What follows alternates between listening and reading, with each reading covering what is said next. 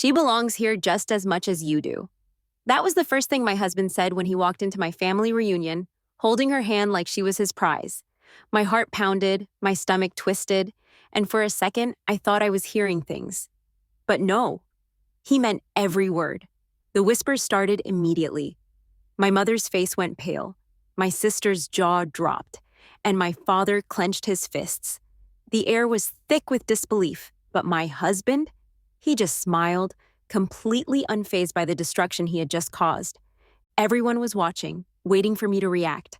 Was I supposed to scream? Cry? Laugh at the absurdity of it all? I could feel their stares burning into me, expecting an explosion, but I was frozen. The betrayal wasn't new, but this was something else. This was public humiliation, and he wanted me to sit there and accept it. The worst part? She wasn't just standing there awkwardly, ashamed. No, she was comfortable, smiling, acting as if she truly belonged. And that's when I realized. This wasn't just an affair. This was a statement. Top of form, the silence that followed was deafening. My mother's grip tightened on my arm, as if she could physically hold me together. My sister shot up from her chair, her face a mix of anger and disbelief. My father took a deep breath, trying to control himself, but his clenched fists told me he was close to snapping. Meanwhile, my husband stood there, completely relaxed, his fingers intertwined with hers. I took a deep breath and stepped forward, every eye in the room locked onto me. "What are you doing?" My voice was calm, but inside I was shaking. He smirked, as if I were the one acting irrationally. "She's part of my life now," he said, his voice dripping with arrogance. "She deserves to be here." I could feel my hands shaking. The humiliation was suffocating, but I refused to give him the reaction he wanted. Instead, I turned to her. "And you're okay with this, walking in here, knowing exactly what you're doing?" She had the audacity to shrug. "He loves me," she said simply, as if that justified everything. My sister let out a bitter laugh. "Unbelievable," she muttered under her breath. My father took a step forward. "Get out," he said, his voice low but full of warning. "Both of you." But my husband, ever the manipulator, shook his head. "This is a family gathering," he said, looking straight at me. "And like it or not, she's family now." I could feel the room closing in on me, the weight of betrayal pressing against my chest. But then, something inside me shifted. I had spent too long crying, too long hurting. This wasn't just about me anymore. It was about showing him that he didn't have the power to break me. So instead of breaking down, I smiled. It wasn't a warm smile. It was cold, calculated. "You're right," I said smoothly. "She is family now." And with that, I turned to my mother. "Mom, set an extra plate. We wouldn't want our guests to feel unwelcome." The entire room went silent. My husband's smirk faltered just for a second. He wasn't expecting this. He wanted tears. He wanted screaming. But I wouldn't give him that. I walked over to the table and took my seat. My family followed my lead, stiff and tense, but they understood. If he wanted a spectacle, I wouldn't give it to him. But if he thought this was over, he had no idea what was coming next. As dinner carried on, the air remained thick with unspoken words. My husband sat at the table, acting as if nothing was wrong, while his mistress smiled politely, occasionally glancing at me, waiting for me to crack. But I didn't. I played my role perfectly, calm, composed, unbothered. Then, just as I was about to take a sip of my wine, my sister's phone buzzed on the table. She glanced at the screen, her face twisting in confusion before she looked up at me. "You need to see this." I reached for her phone, my hands steady, but my heart already pounding. As I read the message, the room around me blurred. My breath caught in my throat. He filed for divorce. Not just that, he had already moved his things out of our house. He had packed up while I was preparing for this reunion, while I was setting the table, while I was thinking about how to fix everything. My fingers tightened around the phone. The audacity. He had walked into my family's home, humiliated me in front of them, and now he had the nerve to act like he was the one leaving me? I placed the phone down slowly. My head turned toward him, and when our eyes met, he knew. He knew I had seen it, and for the first time that night he looked nervous. Why now? I asked, my voice eerily calm. He sighed, acting as if this was something I should have expected. I didn't want to make a big deal out of it tonight, he said, pretending to sound regretful. But this, he gestured between us, it's over. My mother gasped. My father muttered something under his breath, but I didn't react. Not yet. Instead, I turned my gaze to her. So this was your plan all along? I asked. She blinked, feigning innocence. What do you mean? I leaned forward, resting my elbows on the table. You walk in here like you belong, knowing full well what you're doing. And now I find out that the man who swore to love me forever was already packing up while I was still setting a place for him at my table? Silence. Then she smiled. That smug, satisfied smile. It was always going to end this way, she said, her voice barely above a whisper. And just like that, everything inside me snapped. I stood up, my chair scraping against the floor, the sound slicing through the tension. Get out! He opened his mouth, but I raised a hand. Both of you. He scoffed, standing up as well. You don't get to tell me what to do. My lips curled into a smirk. I don't.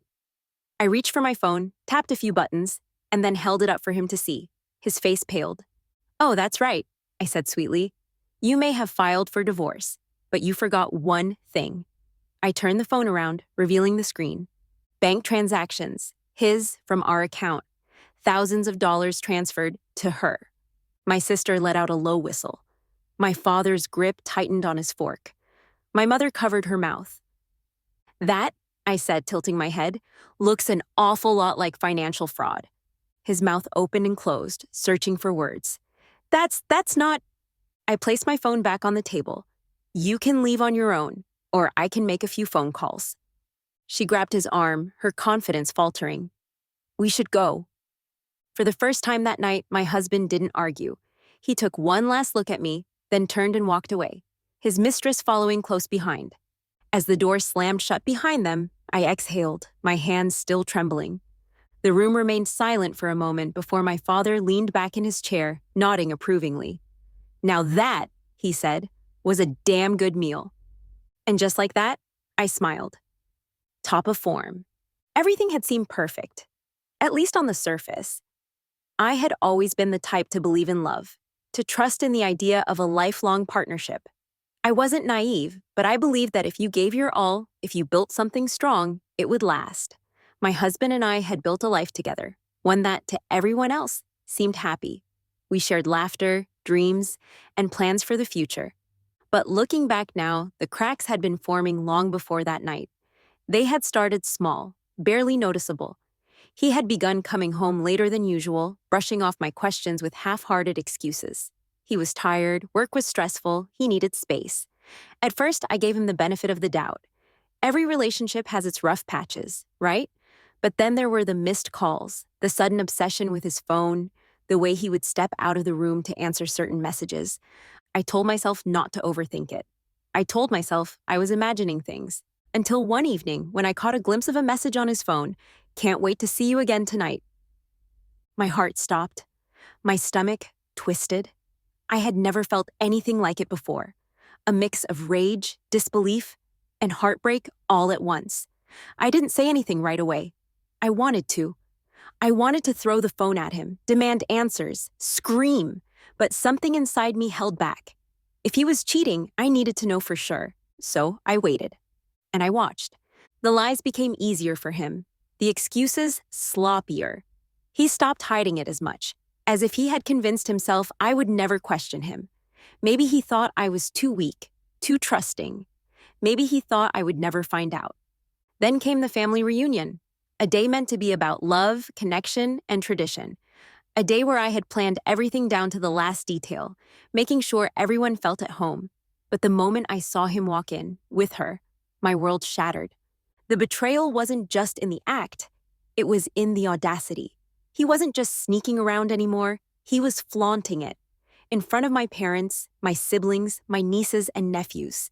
He wasn't just leaving me, he was making a spectacle out of it. I sat through dinner, every bite tasting like ashes in my mouth, pretending I was fine.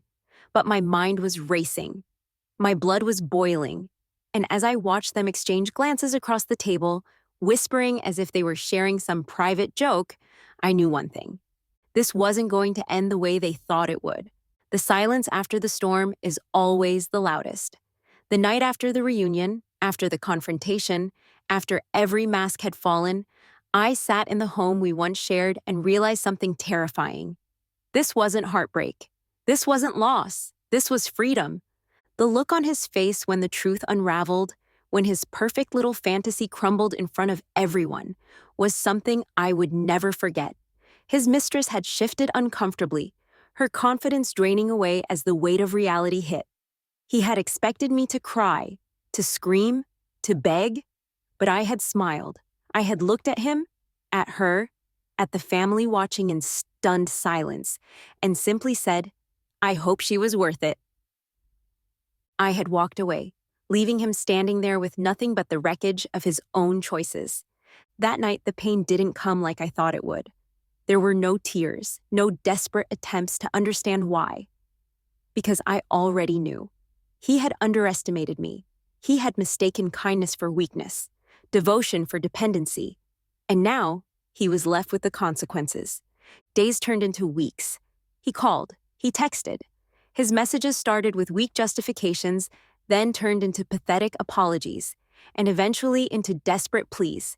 He wanted to talk, to explain, to make things right, but there was nothing left to fix. Meanwhile, his mistress, his supposed new family, had already begun to distance herself. The thrill of being the other woman had vanished when she realized she wasn't special, that she was replaceable, that the way he had betrayed me was the way he would eventually betray her. I watched as his life unraveled the same way mine almost did. The mistress was gone. His friends, once entertained by his scandalous affair, had started to turn their backs. His reputation was in pieces. And me, I was rebuilding, stronger, smarter, unbreakable. For the first time in years, I wasn't walking on eggshells. I wasn't waiting for late-night excuses, for missing calls, for that gut-wrenching feeling of doubt. I was free. I sold the house. I cut off every last tie. I started over. On my terms. And the most satisfying part? I didn't need revenge. He did it to himself. In the end, he lost everything. Not because I took it from him, but because he never truly valued it in the first place. And me? I walked away with something far more valuable. Peace.